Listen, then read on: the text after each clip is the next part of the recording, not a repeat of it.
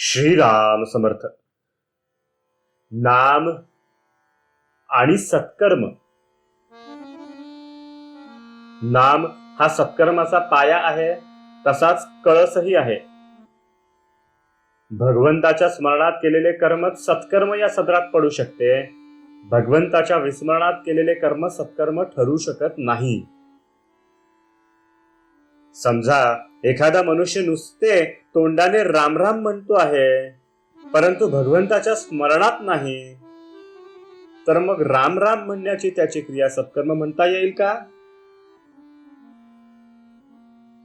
वास्तविक नाम हे स्वतः सिद्ध असल्याने ते जाणता वा अजाणता म्हटले तरी ते सत्कर्म याच सदरात पडते. कारण जेथे माझे नाम तेथे मी पुरुषोत्तम असे भगवंताचेच वचन आहे. म्हणून नामाचा उच्चार आणि भगवंत या दोन गोष्टी निराळ्या असूच शकत नाहीत. मुखाने नाम म्हणणाऱ्याचे लक्ष भगवंताकडे असो वा नसो, ते सत्कृत्य याच सदरात पडते. इतर कर्मे आणि नाम घेण्याचे कर्म यात जो मोठा फरक आहे तो हाच की इतर कर्मांना पूर्णत्व किंवा सत्यत्व नामाने येते, तर उलट पक्षी नाम आणि अपूर्णत्व या गोष्टी एकत्र संभवतच नाहीत.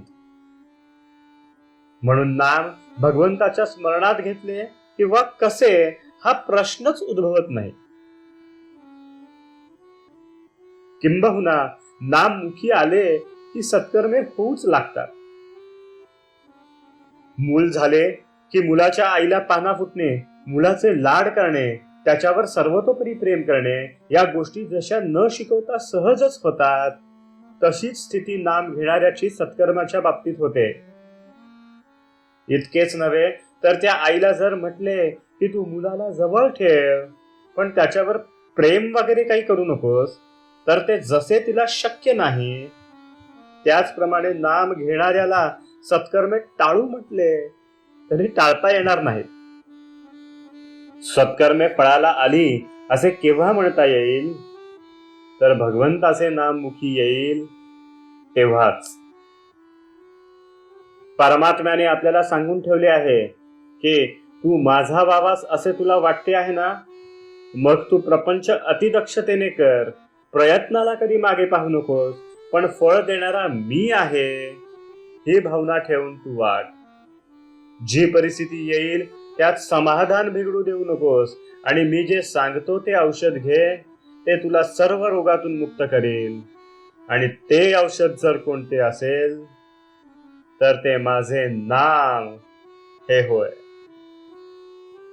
त्या नामाचा खरोखर तुम्ही अभ्यास करा. तुम्ही सर्वांनी असा निश्चय करा की नामाशिवाय जगणे हे खरे नाही. नामाशिवाय जगू नये असे मला खरोखर मनापासून वाटते. नामावरची निष्ठा कसे काम करते हे निष्ठेने नाम घेणारालाच कळेल. नामाचे प्रेम ज्याला लागले त्याच्या मागे मी परमात्मा उभा राहिला हे अगदी सत्य सत्य त्रिवाच्या सत्य सांगतो. म्हणून आवडीने आणि प्रेमाने भगवंताचे नाम घ्या. एकदा तरी त्याला कळकळीने रामा अशी हाक मारा की भगवंताला तुम्हाला येऊन भेटावेसे वाटले पाहिजे. आजचे बोधवचन. सत्कर्माचा शेवट भगवंताच्या नामाचे प्रेम उत्पन्न होण्यातच होणे जरूर आहे. जानकी जीवन स्मरण. जय जय राम.